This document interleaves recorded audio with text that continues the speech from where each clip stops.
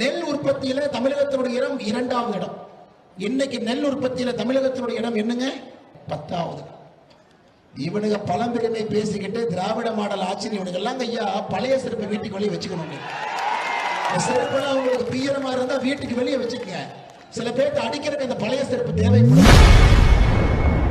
நெல் உற்பத்தியில் தமிழகத்தின் இடம் தற்போது 10வது இடத்தில் உள்ளதாக பாஜக முன்னாள் மாநில தலைவர் அண்ணாமலை குற்றம் சாட்டியுள்ளார். 10 ஆண்டுகளுக்கு முன்பு நெல் உற்பத்தியில தமிழகத்தினுடைய இடம் 2வது இடம். இன்னைக்கு யாராவது மாணவ செல்வங்க சொல்லுங்களேன், அந்த ஜிகே படிக்கிறவங்க எல்லாம், இன்னைக்கு நெல் உற்பத்தியில தமிழகத்தினுடைய இடம் என்னங்க? 10வது இடம். 10வது. இவனுங்க பழம்பெருமை பேசிக்கிட்டு திராவிட மாடல் ஆட்சி இவனுங்கெல்லாம் ஐயா பழைய செருப்பை வீட்டுக்கு வெளியே வச்சுக்கணும். செருப்பெல்லாம் உங்களுக்கு பிரியமா இருந்தா வீட்டுக்கு வெளியே வச்சுக்கங்க. சில பேருக்கு அடிக்கிறதுக்கு அந்த பழைய செருப்பு தேவைப்படும். வீட்டு வாசல் அதை வச்சுக்கணும். நெல் களஞ்சியம் இந்தியாவிற்கு அரிசி கொடுத்த ஒரு பகுதி.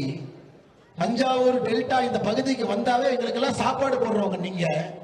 2வது இடத்திலிருந்து 10வது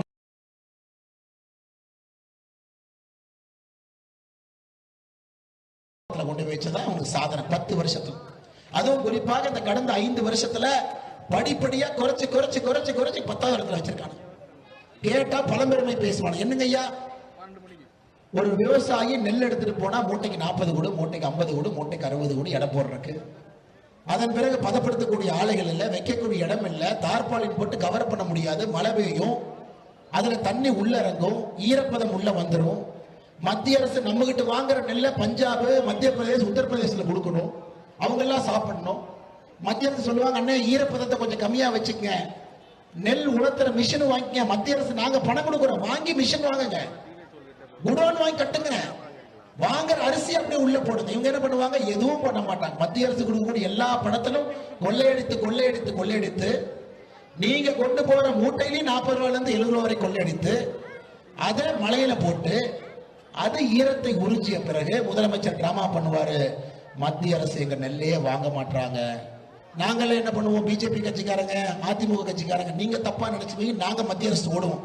ஐயா, இந்த ஒரே ஒரு தடவைங்க ஐயா, எங்களுக்காக இந்த தமிழ்நாடு விவசாய மக்களுக்காக தமிழ்நாட்டில் ஈரப்பதத்தை மட்டும் எங்களுக்காக ஒரு 4% உயர்த்துங்க ஐயா. 3 ஆண்டுகள் போய் நான் பிச்சை எடுத்துட்டு வந்திருக்கிறேங்க ஐயா. சிவராஜ் சிங் சௌகான்ட்ட 3 ஆண்டுகள் நான் பிச்சை எடுத்துட்டு வந்திருக்கேன்.